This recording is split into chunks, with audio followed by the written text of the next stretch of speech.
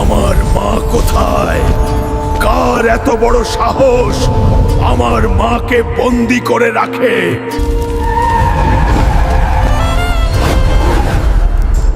মা, তুমি এখানে কেন? মা, তুমি চিন্তা করো না, আমি এই জাদুর আয়না ভেঙেই তোমাকে বের করব। কেন ভাঙছে না? আমার এত শক্তি দিয়েও কেন ভাঙছে না? হাল্ক, গায়ের জোরে এই আয়না ভাঙবে না। এটা আত্মার আয়না। এখানে শুধু প্রাণের বিনিময়ে প্রাণ মেলে। তুই কি চাস সিংহাসুর? আমার প্রাণ চাস?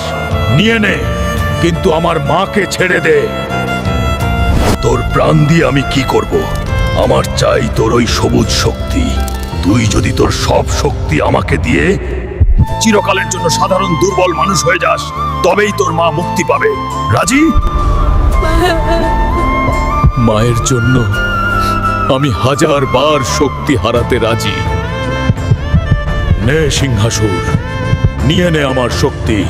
সিংহাসুর, তুই কি করতেছিস? আমার অনেক কষ্ট হচ্ছে।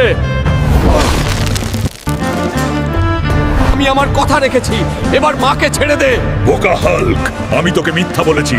এখন তোর শক্তিও আমার, আর তোর মা তো আমার বন্দিই থাকবে। ব্ল্যাক ইউনিকর্ন, এই দুর্বল মানুষটাকে পিষে মেরে ফেল।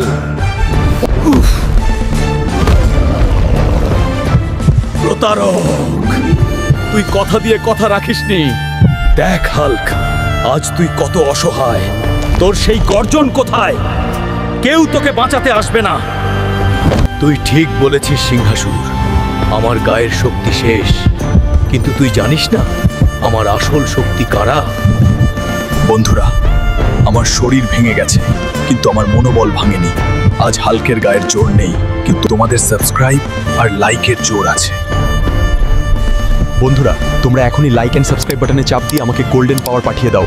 তোমাদের প্রতিটি লাইক অ্যান্ড সাবস্ক্রাইব আমাকে আবার শক্তি ফিরিয়ে দেবে। এ কি?